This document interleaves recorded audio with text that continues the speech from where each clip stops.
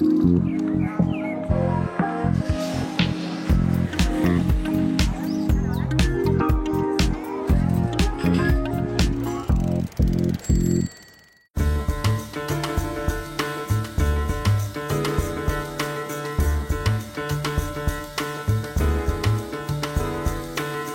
crois que j'ai appris à dessiner avant d'apprendre à lire et à écrire. J'écris sur mes toiles ma poésie. Pourquoi? Parce que je veux juste rappeler que je suis aussi un écrivain. Alors j'ai fait beaucoup de livres avec une mission, raconter le Maroc. Mon Maroc à moi. Celui qui m'habite, celui qui me gêne, qui me déchire et qui me rend heureux aussi.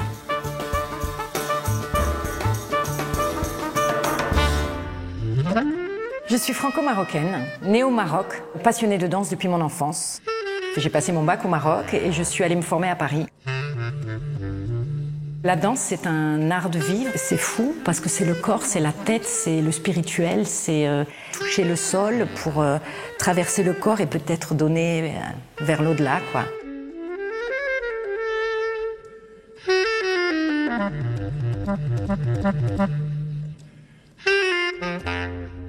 Cette semaine, on vous donne rendez-vous à Rabat, capitale discrète mais rayonnante. Entre mer, culture et histoire, on va découvrir la ville dans notre coup de cœur en compagnie d'un guide. Mais avant, on va partir à la rencontre de deux artistes, la chorégraphe Salima Moumni et Tahar Benjeloun. On connaissait l'écrivain et poète, bien sûr. On va s'intéresser au peintre. Il expose en ce moment au musée Mohamed VI.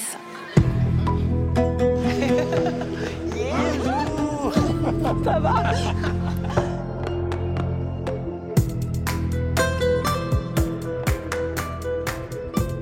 Je suis très heureuse de découvrir votre univers pictural. La peinture, vous aviez ça en vous depuis le début. Très tôt. Oui, le dessin au début. Je faisais beaucoup de dessins. Et là, je suis passé à autre chose de plus important, avec les écritures. Seuls les yeux de l'enfance ou de l'amour ont choisi. Enfin, en même temps, vous avez choisi. Est-ce que vous avez rayé l'enfance et vous avez gardé l'amour, hein? Je sais que pour vous, peindre, c'est passer de la douleur du monde à la lumière. À la lumière. J'aime la vie, j'aime la danse, j'aime le rire. Et en même temps, je témoigne sur la douleur du monde. Dans vos romans? Dans les romans, dans les écritures, dans la poésie, etc. Et là, j'avais besoin de danse. Est-ce qu'il y a un dialogue, un face-à-face entre vos romans et vos peintures? Non. Ils s'ignorent. Ils s'ignorent? Oui, je pense. Ils s'ignorent. Mais l'important, c'est qu'ils ont le même auteur. Et une fantaisie que je n'ai pas en littérature, parce que la littérature, il y a quelques phrases surréalistes, fantaisistes, mais pas beaucoup. Là, je peux me permettre par exemple, ça, si vous voulez un peu voir, ça c'est une ville complètement déconstruite. Et c'est une façon de m'amuser, quoi. Si la terre est bleue, l'orange est amère. Et le scrupule, un petit caillou dans la chaussure. Vous en avez beaucoup, vous, des scrupules? J'ai plus de chaussures. Tellement il y a de cailloux.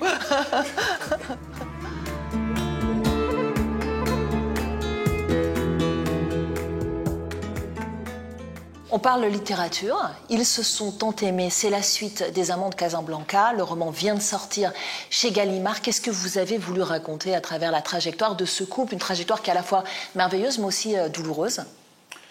Les Amants de Casablanca, c'est une histoire de conjugalité et de trahison. Ils se sont tant aimés, qui est la suite, dans la mesure où ils vont se retrouver. Et j'ai voulu dire ou prétendre qu'un grand amour peut vaincre la maladie. J'y crois. C'est pour ça que la fin est ouverte, on ne sait pas ce qui va se passer. Mais c'est un amour qui se perpétue. C'est un peu le titre de notre livre à moi qui s'appelle « Le premier amour est toujours le dernier ». Je crois que quand on a connu les premiers émois adolescents, on va les retrouver même à 50 ans, 60 ans. C'est extraordinaire parce qu'on est toujours attaché à l'enfance et les premières révélations de la sensualité. Alors moi, c'est marrant, je pense exactement l'inverse. Je pense que le dernier amour est toujours le premier. Oui, mais c'est une façon de vivre aussi. C'est une forme très optimiste de la vie. Bah oui. Et de l'amour. Vous l'avez dit dans ce roman, l'amour, la maladie, mais aussi un certain instantané du Maroc aujourd'hui s'entremêlent. De quelle manière? Casablanca est un personnage à part entière dans le roman, parce que c'est une ville terrible. Enfin, terrible. C'est une grande ville, mégapole. Il y a le pouvoir, il y a l'argent, il y a la puissance, il y a la lutte des classes. Et puis, il y a la futilité et le sexe. Tout ça se trouve là. Et j'ai pensé beaucoup à Balzac, dans Misère de la vie conjugale. Il disait que le roman doit être une fouille d'une société. On va fouiller la société. Parce que c'est une façon d'aller faire un peu de l'archéologie pour savoir ce qui se cache derrière les apparences. Or, au Maroc, on adore les apparences. On a besoin des apparences. Et la vérité, la sincérité est là, mais elle est un petit peu enveloppée. Alors, le Maroc, il est au cœur de votre œuvre. Pour vous, c'est quoi? C'est une Ouais, source d'inspiration? C'est un miroir ou c'est J'ai la chance d'appartenir à ce peuple et ce pays qui me donne des possibilités d'écriture depuis maintenant 50 ans. Et j'écris toujours sur ce pays que j'appelle toujours le plus beau pays du monde, avec tellement de défauts et de reproches que je lui fais tout le temps. Mais je l'aime, j'aime ce pays avec ses... Vous savez, pendant le Covid, je ne pouvais pas voyager, je suis resté 1 an et plus sans venir ici, j'ai devenu fou. J'avais besoin du Maroc. Je sentais un besoin physique. C'est comme quelqu'un qui est amoureux, il ne voit pas sa bien-aimée, il devient fou. Alors, votre parcours littéraire est exceptionnel, plus de 70 ouvrages, le prix Goncourt. Qu'est-ce qui vous donne encore et toujours envie d'écrire? Qu'est-ce que voulez-vous que je dise? J'écris tous les jours. Je suis passionné par l'écriture, la littérature. Quand je n'écris pas, je lis.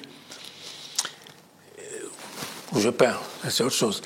Mais l'écriture, pour moi, elle est fondamentale. C'est ma respiration. C'est ma façon d'être.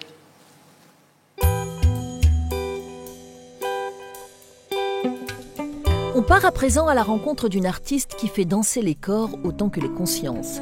Salima Moumni est danseuse, chorégraphe et comédienne. Avec sa compagnie Les Pieds Nus, elle explore la danse comme un langage universel au service de l'émancipation et du lien social. Depuis près de 20 ans, elle veut démocratiser l'accès à la création artistique au Maroc. Et on monte le regard très haut l'avant, avant que la musique commence, boum, et on descend, boum, boum. Ça va? Bonjour. Je vous interromps. Bonjour.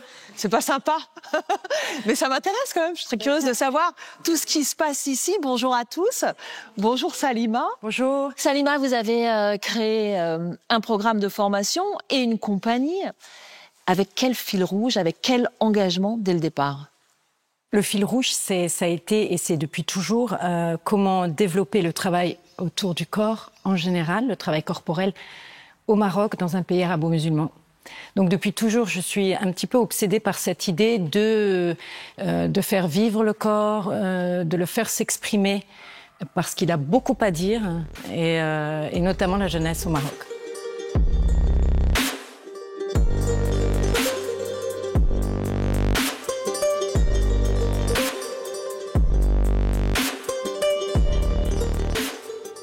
L'engagement social, c'est un de vos leitmotifs.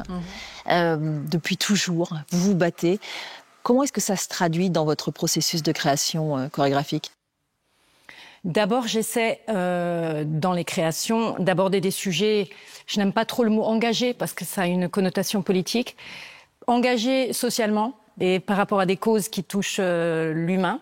Et du coup, je vais essayer, dans la mesure du possible, d'avoir des créations qui vont traiter des sujets... de la société marocaine, éventuellement des tabous.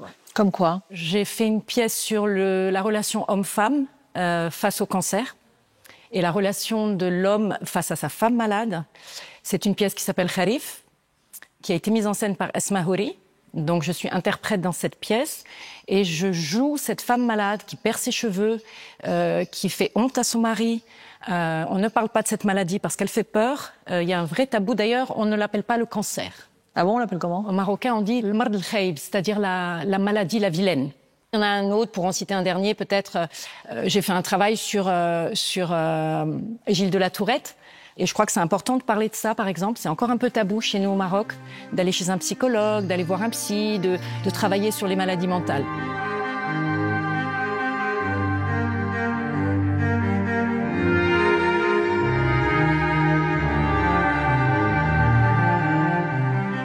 Votre compagnie, Les Pieds Nus, elle travaille avec des jeunes qui viennent de tous les horizons. C'est important pour vous, cette mixité? Oui. Ô combien important, je suis convaincue, mais complètement convaincue des bienfaits de la danse pour aller vers une cohésion sociale. Et la cohésion sociale, pour moi, c'est évidemment... on vit dans un pays où on a encore beaucoup de différences de classe sociale. Elles sont flagrantes. Et je crois que la danse, lorsque l'on met n'importe quel humain, quel qu'il soit, et peu importe ses origines socio-économiques, peu importe sa culture, peu importe sa religion, lorsque on met un corps dans un rythme, il y a quelque chose qui dépasse les stigmatisations qu'on peut avoir sur les peuples et il y a quelque chose qui est d'ordre organique, en fait.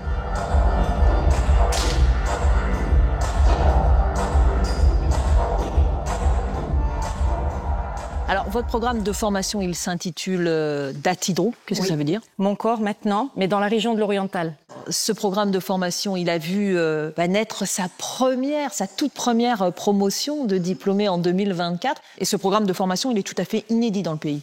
Oui, il est inédit dans le sens où aucune formation intensive, 6 heures de danse par jour pendant 1 an, n'existe. Avec, en plus et en parallèle, une formation d'éducateur socio-culturel sur laquelle j'insiste beaucoup. Pourquoi? Parce que le métier de danseur n'est pas un métier facile partout dans le monde, mais de surcroît chez nous. Or, si on est à la fois danseur et à la fois éducateur, pour moi, c'est vraiment double jackpot dans le sens où je deviens danseur, je peux créer ma compagnie ou je peux travailler dans une compagnie ou faire de l'événementiel dans la danse et en parallèle donner des ateliers qui vont me permettre à la fois de gagner ma vie, mais surtout de transmettre aux petites générations. Et leur transmettre ces bienfaits de la danse.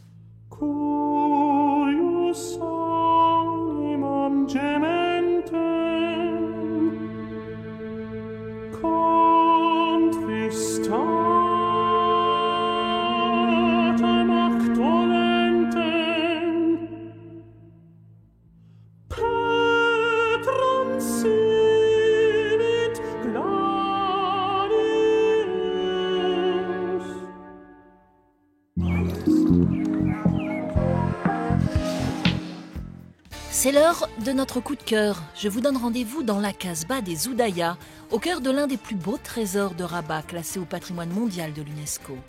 La capitale marocaine est une pépite culturelle méconnue qui conjugue histoire et modernité. Notre guide va nous faire découvrir les incontournables de la ville. Monsef, on est dans la Casbah des Oudaya. C'est l'un des joyaux de cette ville de Rabat. En quoi Rabat est différente des autres villes marocaines? 2 choses. Le travail architectural, parce que vous avez toute une diversité architecturale à l'intérieur du mur. La partie historique, si vous voulez, ce que nous avons au sein du mur, il est composé de 5 lieux qui ont marqué les différentes étapes de notre histoire. La Casbah où nous sommes, justement, 1150. Il y a la mosquée de la Tour Hassan, 1195. Il y a la Médina de Rabat, 1610. Il y a le Palais Royal qui date de 1764. Il y a la partie coloniale qu'on doit partiellement aux Français. Elle a été édifiée entre 1914 et 1923. Alors que à Fès, à Meknès ou à Marrakech, ils ont qu'une seule partie, c'est la vieille ville, c'est la Médina. Et deuxième volet, c'est cette position géographique. C'est pour cette raison qu'elle a été sollicitée par la France, à ce qu'elle devienne la capitale en 1912. Parce que ça soit Fès, Meknès ou Marrakech, là, c'est des villes intérieures Maroc, des villes montagnes. Alors nous, on est situé en bordure de mer. Nous sommes presque à 214 km de l'Europe. Vous êtes fiers, hein? Je suis natif de Rabat, c'est normal. La Casbah des Oudaya, c'est évidemment un site emblématique de Rabat, historique, mais aussi poétique, avec ses ruelles blanches, son jardin andalou, sa vue imprenable sur l'océan. Qu'est-ce qu'il faut savoir sur cette Casbah? Historiquement parlant, c'est le premier lieu qui nous a été édifié au niveau de Rabat, vers 1150. Et à l'origine, c'était un lieu pour concentration des combattants de la foi. Et c'est vrai que c'est un endroit qui avait connu et marqué différentes étapes de notre histoire. Quelles sont les belles balades à faire ici? Justement, il y a pas mal de parcs, pas mal de jardins.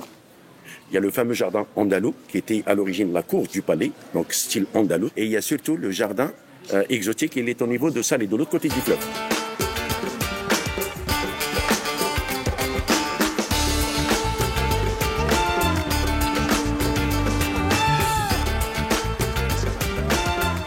Monsef, merci beaucoup. Je vous en prie. Je vais aller visiter tout ce que vous nous avez conseillé.